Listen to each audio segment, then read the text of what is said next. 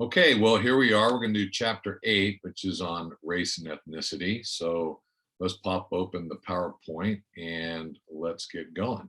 So race and ethnicity as lived experience, right, which is one sociological way to look at race and ethnicity, and really kind of cool, actually. So let's dig in. So what is race and ethnicity? Well, race is a socially defined category. Okay, it's a socially defined category. So it's socially constructed based on either real or perceived biological differences between groups. Now, we know that the Human Genome Project that started in the early 2000s, right, led us to understanding that we all come from, the same human beings. They actually come from the same mitochondrial Eve, and we all come through. So we're all, genetically, we're all cousins, right? So, which is different than maybe what people thought of as race some 300 or 400 years ago, or even 200 years ago. So that's race, right? Socially defined category based on real or perceived biological differences. So ethnicity, though, is more cultural, right? It's a socially defined category also, but it's based on a common language, religion, nationality, history, and some other cultural factors. So it's cultural, but it's a group, right? And it's socially defined. It's a category based on basically culture, right? So that's race and ethnicity. Okay. Now, what is a minority group, right? A minority group is a social group that is systematically denied the same access to power and resources. So it's about access to power, right? You can have like the majority of the people, but you still might be sociologically a minority or a subordinate subculture, right? But it's based on power or the lack thereof, in the case of a minority group, the same access to power and resources available to society's dominant groups, though its members are not necessarily fewer in number than the dominant group. We talked about that before. So in the case of, say, gender, right, there are a few slightly more women than men, but men are generally considered to have greater access to power and resources that are available within society than, say, women, even though women are more. So that would make men the dominant group and women the minority group along gender lines, right? Okay, as an example. Okay, and here's our race and ethnicity in the United States. This is a couple years old now, but it's still pretty close. I think and there's going to be slightly different measures, and the census just came out. I think the new census that just recently came out put the Black culture at like 12.8%, so just dropped just under 13%. But basically, that's kind of the breakdown. Whites 60% and Hispanics 18, and I think that's bumped up a little bit, so 18+%. Asians typically right around 6%. And you can look at the rest of it. So kind of interesting. We are one of the more diverse countries in the world, certainly one of the most diverse Western cultures and countries in the world. So kind of interesting. Now, race and racism. Let's talk about racism, prejudice, discrimination. So what is racism, right? It's a set of beliefs, right? Racism is a set of beliefs about the claimed superiority of one racial or ethnic group. And it's typically used to justify inequality. So I'm better, my group is better than your group. And that belief of superiority. And I use that to justify the inequality and trying to bring equality. I use it to justify inequality. And it's often, but doesn't have to be, but is often rooted in the assumption that these differences that are between these groups are genetic. Okay. And the definitions of racism, like anything, if we look at it from a symbolic interactions perspective, right? Meanings, change. The definitions of words change. So these things change slightly over time with it, like anything does. So that's racism. Prejudice Prejudice is an idea about the characteristics of a group. So we have these ideas about the characteristics of a group, and that is applied to all members. So this broad brushstroke that we apply to all members of the group and is unlikely to change regardless of the evidence against it. Okay. Now we do have generalities that we make, and we can generalize about a group. That's what we do in sociology, right? But it's supported by data. Prejudice, right, is a bit of a stereotype that is maybe not supported. And in fact, oftentimes, regardless of the evidence against it, we still believe in that prejudice, right? We just still believe of that about a group. And, we can all be guilty of this, and not just, and I'm not talking about just race or racism, right? Or prejudice that's racial, right? But it could be prejudice that is based on gender or social class or religion or age or generation or I mean just look at like Beaver fans versus Duck fans, right? They have these kind of stereotypes, right? And you can be prejudiced, like, using this definition, right? So yeah, we all are susceptible, right, to these prejudices that we hold against the other, right? Which is a different group or othering of different groups. Okay, discrimination then is the unequal treatment of individuals based on their membership in a social group, usually motivated by prejudice. So prejudice tends to, a simple way to look at it is, prejudice is what we are thinking in our minds. Discrimination is what we do with our actions based on that prejudice. Racial prejudice or racism is what that racial prejudice we hold. Racism as a discrimination or racial discrimination is how we apply it with our actions, right? Okay, so that's kind of the basics of racism, prejudice, and discrimination. And then we have implicit bias, right? Now, these are attitudes and stereotypes that are embedded at the unconscious level, right? And that can happen there. There is some evidence that there is some biological aspects to this, but look at the sociological aspects, right? That we are socialized, that we are these agents of socialization through interaction, right? Symbolic interaction. We have these attitudes of these stereotypes that are embedded at the unconscious level and may influence our perceptions, our decisions, and actions. Okay, so that would fit right into symbolic interactionism. We'll talk about that toward the end of this lecture. Okay, individual discrimination versus institutional discrimination. So individual discrimination is discrimination carried out by one person against another person. Pretty basic. Institutional discrimination is discrimination that's carried out systematically by institutions, right? And this can be very challenging, right? And to actually identify and quantify. But the overall idea is that political institutions, economic institutions, educational institutions, and others. Now,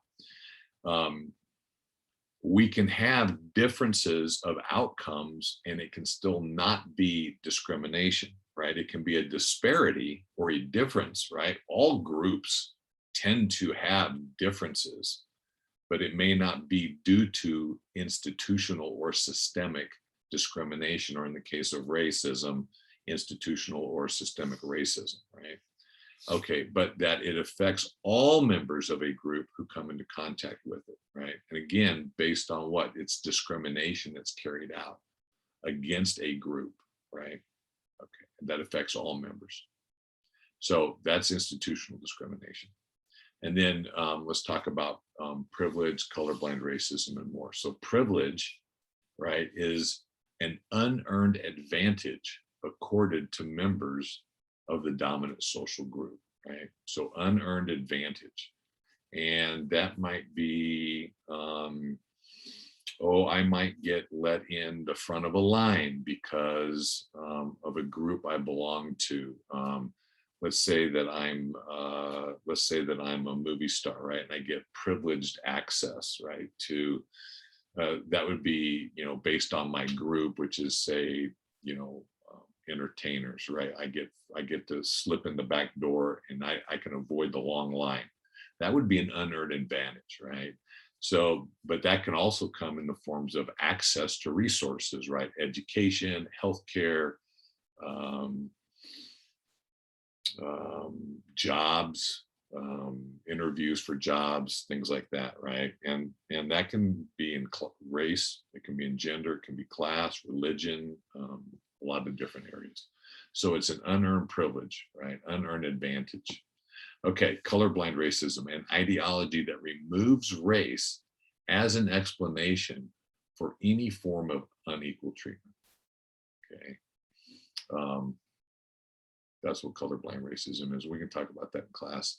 If you want more, you can ask me about that. And then race consciousness, right, is an ideology that acknowledges race as a powerful social construct that shapes our individual and social experience, right? So it's an ideology that acknowledges, hey, I'm race conscious, right? I acknowledge that race is a powerful social construct, right? And that it shapes how we experience people and individuals and our social experience or society, right? Race consciousness.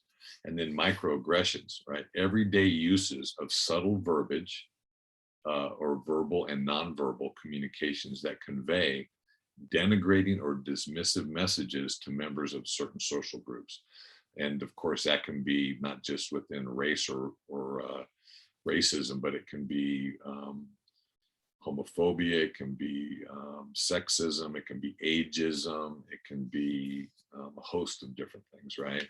And so it's, and this can be kind of tricky, right? Because a lot of times we can, somebody can feel a microaggression and the person delivering that has no idea, right? So, but we are making movements and strides to educate people about these microaggressions. Something as simple as looking at someone and thinking that maybe they're not a citizen and saying, well, where are you from? It's very common for people maybe getting a taxi, you know, in a big city, somebody who's like fourth or fifth generation, but of a different ethnic group than say a European ethnic group, and say, oh, so where are you from? When did you get here? You know, that can be perceived as a microaggression, as a very simple and common example. All right. Cultural appropriation is the adoption of cultural elements belonging to a minority or subordinate or oppressed group by members of the dominant culture without permission and often for the dominant group's gain. Okay, so cultural appropriation. Okay, I wanted to take a minute here and look at what is white culture, right? Because when you start talking about white privilege or white superiority, these are some of the underlying contexts for those ideas. And so I wanted to, now this is from a museum, and it's talking about whiteness, which is racialized. It's a racialized European culture, right? So it's a European culture, but it's unique to, say, America in this case, or if you want to racialize it into whiteness, right? So this is a museum that's within the Smithsonian, and so it kind of, I mean, just think about rugged individualism, and I'll let you kind of read these, but this is very much American culture, or at least the dominant culture within America.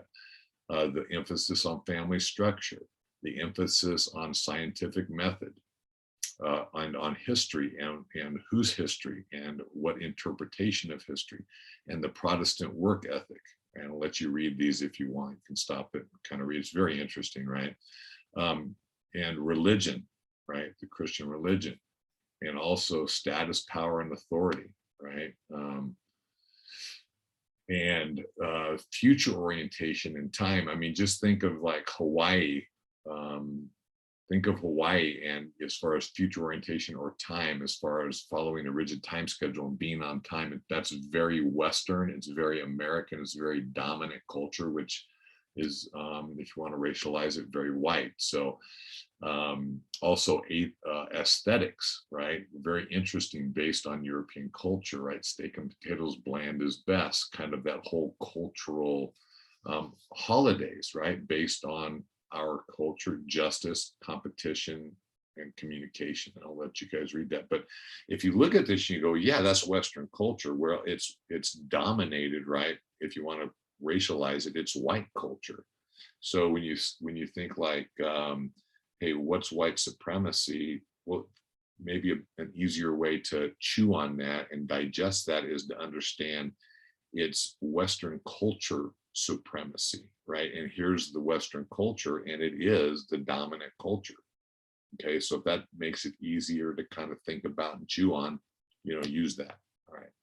So I just wanted to throw that in there as kind of an interesting way. This again comes through the Smithsonian Institution museum system. So let's see here. So how do you measure racism? Or more specifically with Bogardus, who was a immigrant, Emery S. Bogardus. And in 1925, he put together a way to measure, it's called the Bogardus scale, but it measures racial distance, or how comfortable we are being with the other from a racial perspective.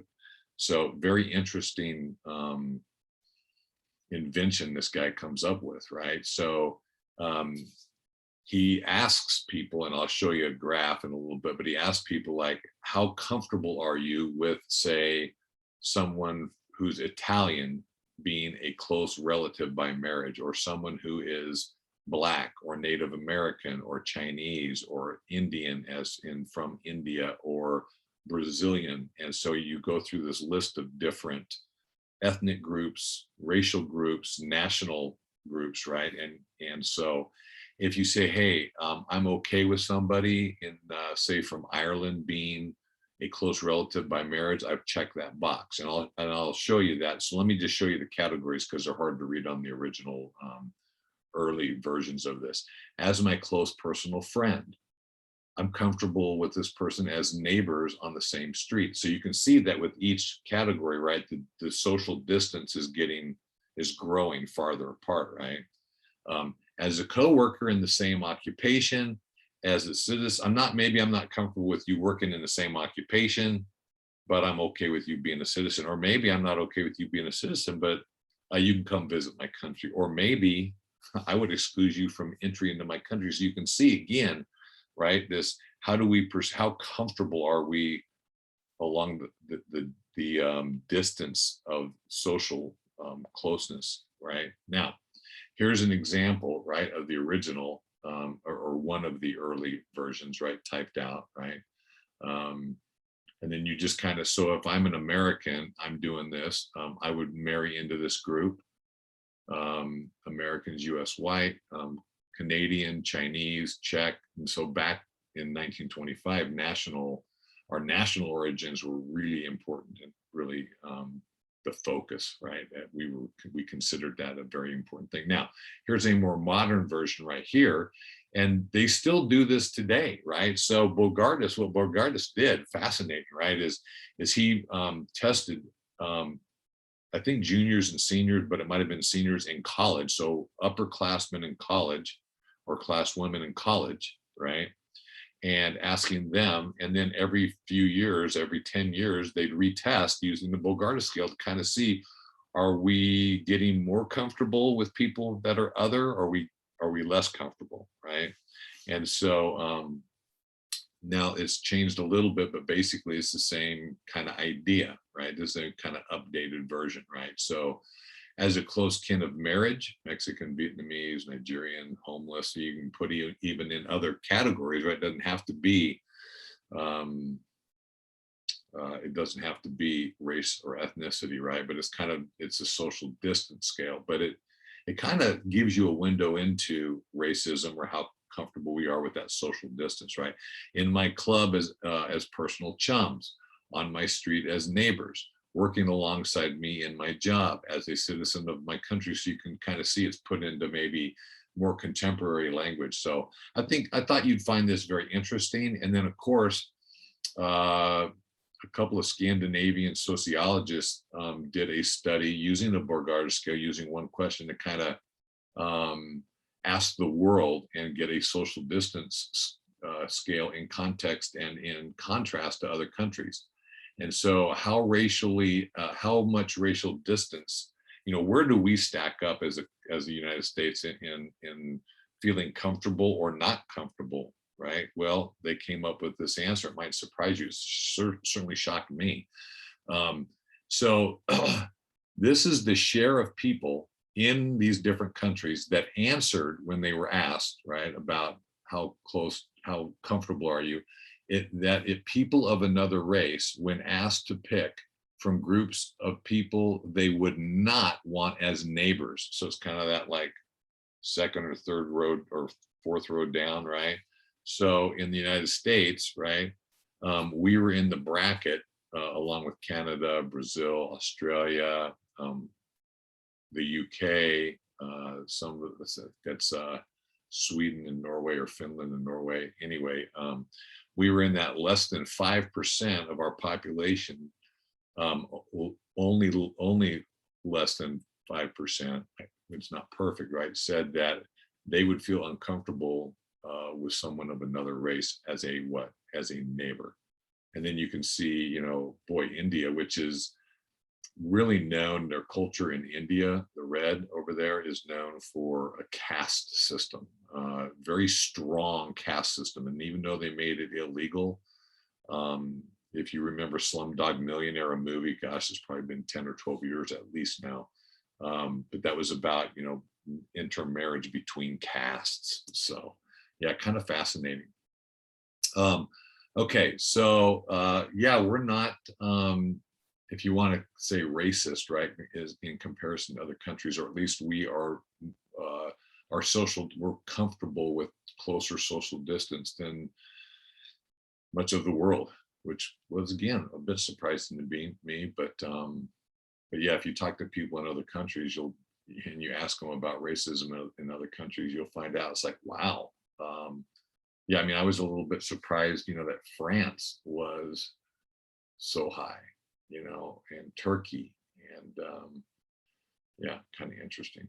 Okay, now let's apply the 3 sociological approaches to race. So functionalism states that, and this is from Ferris and Stein out of our textbook, racial and ethnic differences are a necessary part of society. Even racial inequality has functions that help maintain social order. Now, it's interesting, right? Because I've been in this sociological space for over 20 years with my PhD coming about 15 years ago. And so I've done a lot of research and study, obviously, using the 3 sociological approaches, but race fascinates me, and racism, right? So I'm not sure why we apply these approaches to racism, probably because we are, as a society, very focused on racism. I would say, and I want you to think about this and consider this, shouldn't we be applying it to, because when we talk about gender, we don't say, how does functionalism approach or see sexism? It says, how does functionalism see gender? So if I was to say, how does functionalism see race, that's different than how does functionalism see racism, right? So let's review structural functionalism and just kind of ask those questions, and let's us go back and be kind of groundbreaking sociologists and kind of go, I wonder how race functions in our society. Now, it's obvious that in the past, race functioned in society. Obviously, functionalism focuses on social structures, right? Race, I'm not sure is, I guess you could kind of make it one, but you don't have to use functionalism to focus on social structures, but, maybe labor is a social structure. Certainly, race or slavery, right? Identifying Blacks as slaves, or historically, right, that there was a function or purpose behind that. It was used as a justification, right? for sure. Now, functionalism also, what is the purpose or function that promotes social stability and solidarity, right? Again, social control, right? Functionalism tends to focus to a certain degree on how does a society use social control to promote stability and solidarity? Well, certainly race, right, was used to other people and to provide social control, right? Now that obviously racism is built into that, right? Um, so yeah, social control of what? Of people that are of different races, right? Um, Research focuses on objective facts and explains patterns, right? So we can, now it's interesting because what problem does it solve for society? I think in large part, yeah, again, social control, or to continue to promote, right, the status quo, which functionalism tends to promote the status quo. So if you have, and the status quo means that there are going to be some people that are in power and others that aren't, right? If you talk about stratification, right, based on race. So that's kind of interesting, right? So historically, right, whites had, from a racial perspective, whites in this country, whites were the dominant culture, right? And then you had other groups of ethnicity, although, you know, when the Irish came over, they were not considered white. And there's this idea that there is this phrase called Black Irish. And, you know, when Irish were immigrating at heavy levels in the, when was that, the late 1800s, mid to late 1800s, when the potato famine happened in Ireland, and a lot of people fled Ireland. They were starving to death, and people like in the millions were dying. They fled, one of the places they fled to was the United States. And of course, the Anglo-Saxons, right, the British, right, looked at the Irish as, you know, no Irish and dogs allowed, right, were signs posted. Irish need not apply for work. They were like the low person on the totem pole of free people in the early 1800s, right? After the Civil War, you know, then there was no slavery, right? Okay, and then blacks and Italians and Eastern Europeans, Asian, Chinese, Pacific Rim, Pacific Islanders, Hispanic. Yeah, very interesting, right? So how is race used today, right? How is race used today for social control? Kind of interesting, right? Probably a mixed bag. I'll let you think about that, right? How do we as Americans today use race? Some would say we still use it for social control. We still use it to provide, right, superiority, or to promote a dominant culture of white culture. Some would say that it's used, we use race as a way to virtue signal, right? That we're against racism or we're anti-racist.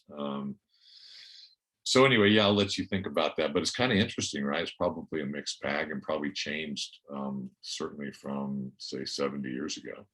Okay, how is social control an aspect? Yeah, so how do we use race today to control people, their behaviors, their voices, their thinking? Do we use race as a way to control people's behaviors, thinking, and speech? That's interesting.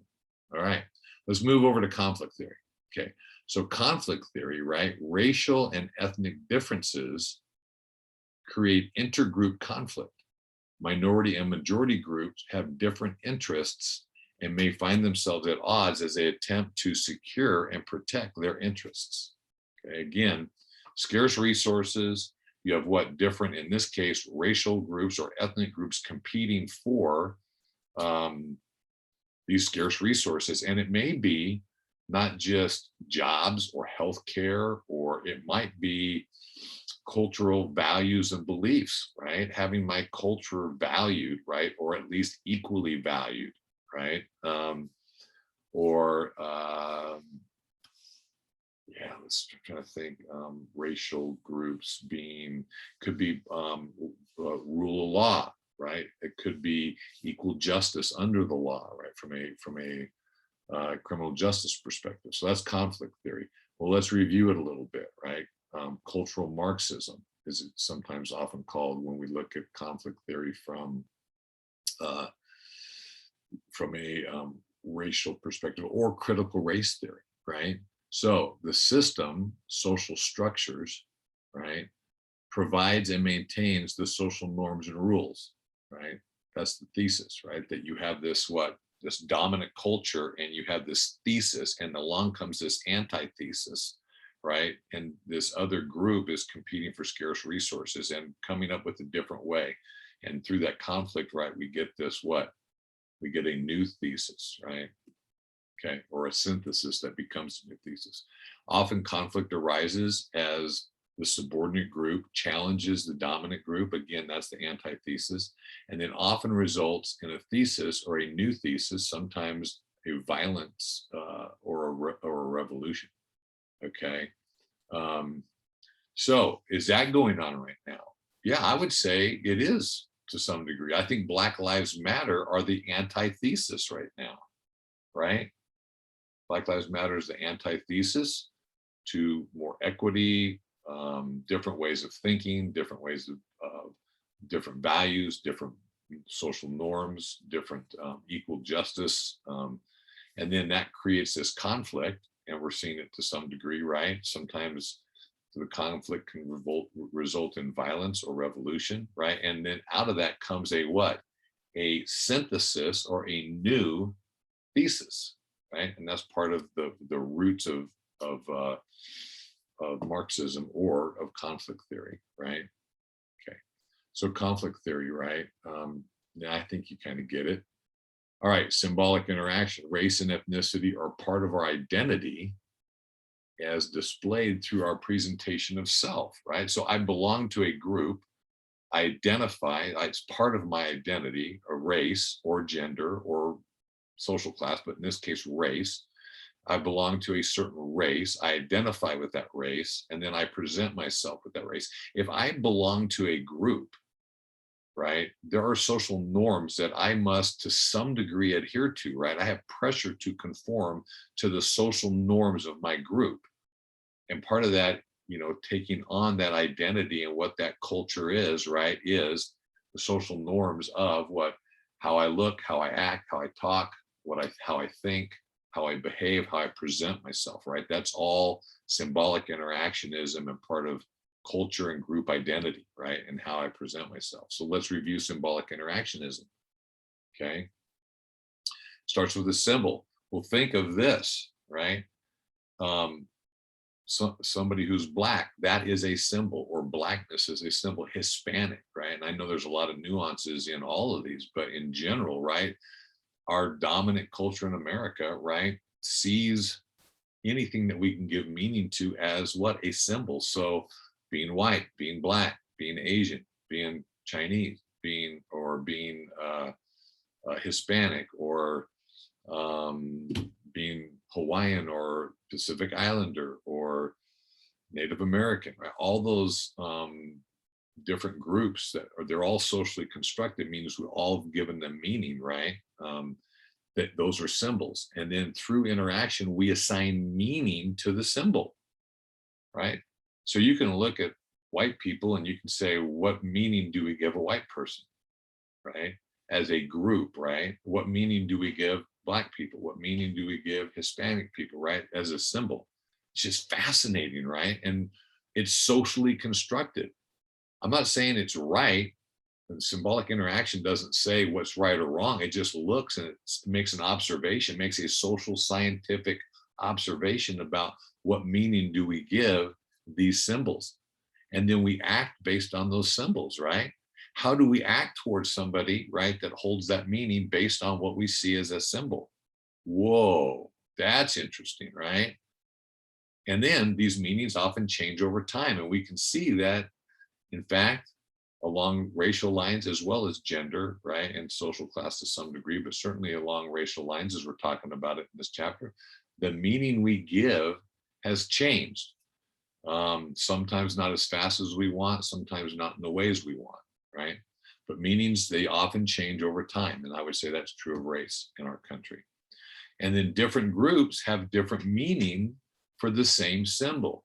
Hence, we act and react differently to the same symbol than maybe other groups do, right? So how whites respond or act toward Hispanic or Asian might be different than how, say, blacks might react to Hispanics or, say, Asians, okay?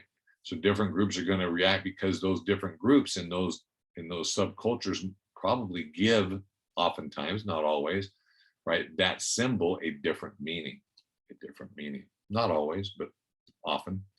So that's symbolic interactionism, okay? And then I just want to wrap up with a few other additional concepts. Intersectionality, which you guys will watch a lecture presentation on, but we are more than just one status. We are more than just one identity. I am not just male or white, right? In fact, I've had a person, make a derogatory comment about me because I was white male, right? I was white male. And I'm like, yeah, Ben, that is, if you want to be identified by gender only and race only, man, go for it, right? But I am much more, and I think you are much more, right, than just your race or just your gender or just your sexual orientation or just your social class or just your religion, or you are a unique to yourself. And intersectionality, right, as a theory, right, says you are all these things put into one. It's that complex, and there is no other exact you, right? So it kind of came from this idea in general that we've tended to study people based on their just race or based on their just economic status or just on their gender. And really it's kind of in other categories as well. But how do you, it's one way to study it, but you're limiting those people because it may be that inequalities, right, of outcome, say for blacks compared to whites, might be racism, but it may also be socioeconomic status, right? That is the bigger influence, right? Or the way that our economic system works, it puts, or gender, right? Or it could be a combination of all those things, right? So sometimes you measure one thing and you're really getting echoes from other areas. So we can actually do a study that includes more than just one. And it's the idea, intersectionality is the idea, right, that we're more than just one or two or even three categories, even though in our current culture, right, we tend to use this in a way that's, it's been kind of captured, right, politically and used it's been weaponized to some degree, right? Because I am intersectional, you are intersectional, according to this theory, right? And I'm intersectional within my own unique self. All right, genocide, deliberate and systematic extermination of a racial, ethnic, national, or cultural group, right? It is a deliberate and systematic extermination of a racial, ethnic, national, or cultural group, right? So you can have what some people call cultural genocide, right? If you're trying to eliminate a language, a culture, a religion, that can also be considered cultural genocide or genocide. Okay, assimilation, a pattern of relations between ethnic and racial groups, okay, in which the minority group is absorbed into the mainstream or dominant group, making society homogenous, right? Making society homogenous. I don't know if that's ever been fully, we tend to be pro-assimilation, at least historically in this country. That's changing. We're more pluralistic or multicultural, right? And so pluralism is a cultural pattern of intergroup relations that encourages racial and ethnic variation and acceptance within society. All right. So are we leaning towards assimilation? Are we leaning towards pluralism?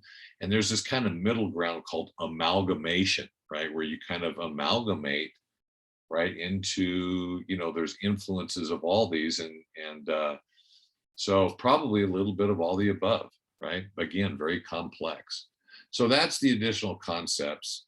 And there was a Putnam study on diverse neighborhoods and trust, which I thought was an interesting thing to put in the side note as we talk about multiculturalism, right? So Putnam says, hey, if multicultural neighborhoods have low trust, they have low trust for the other, and they even have lower trust within these diverse neighborhoods for their own tribe or their own group or their own racial or ethnic group, right? He says if we can get beyond that, right, then we can do some amazing things. But the challenge is what he has found in his studies is that